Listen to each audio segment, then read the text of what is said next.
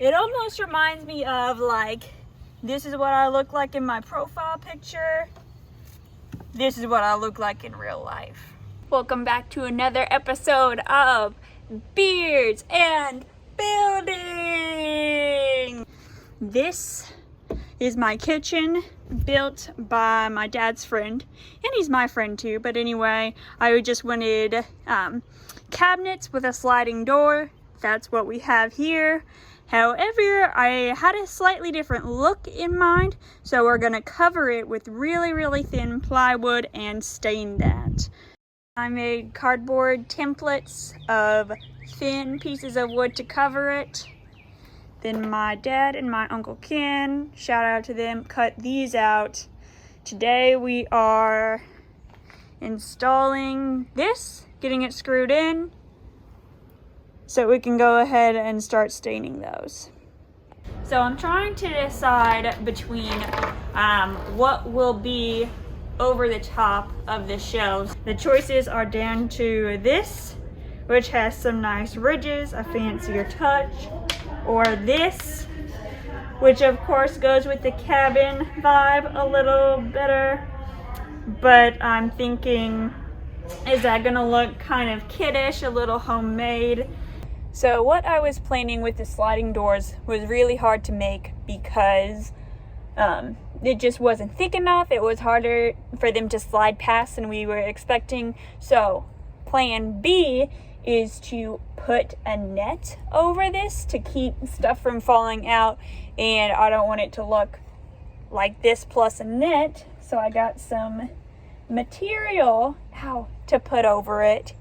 And instead of just hanging down loose, I'm gonna make it crinkle up so it'll look a little more purposeful, a little more professional. So to create that wrinkle, I learned this trick from one sewing class I took in college, and we had sewing machines, so I'm sure it's pretty different. But what I'm gonna do, it's hard to do while filming, but you just kind of scrunch it up along the string, the thread I mean. And so I'll just keep doing that, and then at the end make sure it's spread out to 22 inches, which is the middle to the edge, and I'm gonna have 2 curtain panels. Alrighty, I have just been sewing my little heart out.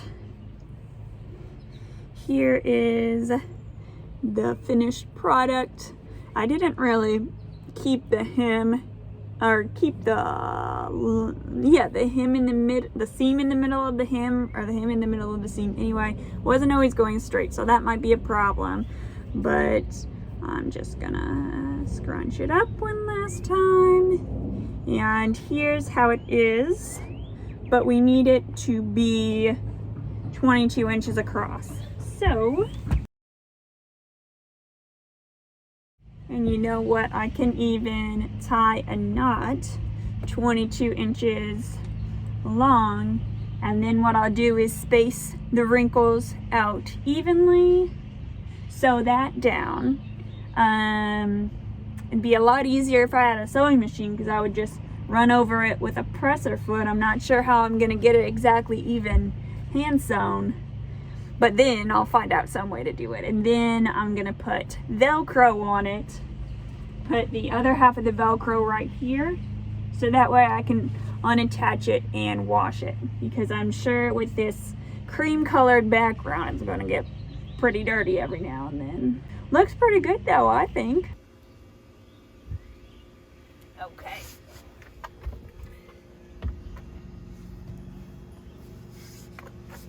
Drum roll, please. Here goes nothing.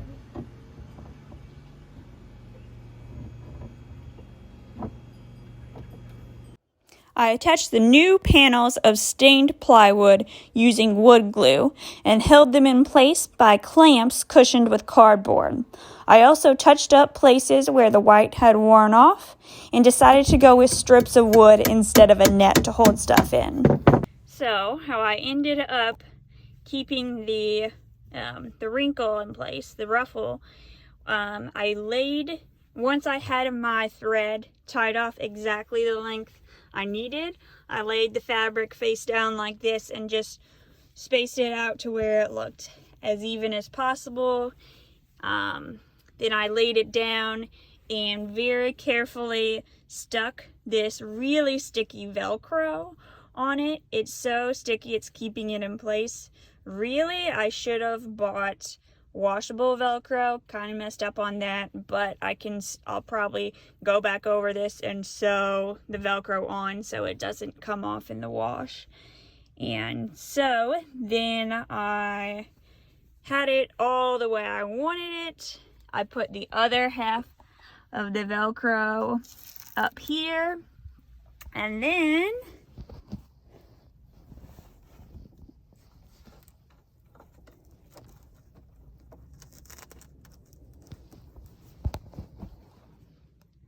that sticks like that, and we are good to go.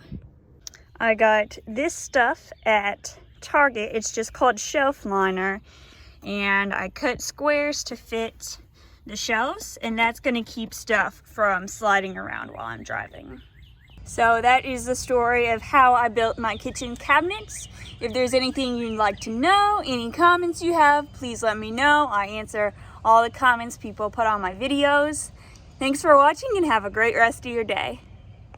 This doesn't look like a beer. What? It's pink. But it is a beer. It is High Wire Pink Lemonade Sour Session Ale. And I think this is my favorite beer ever. Anyway,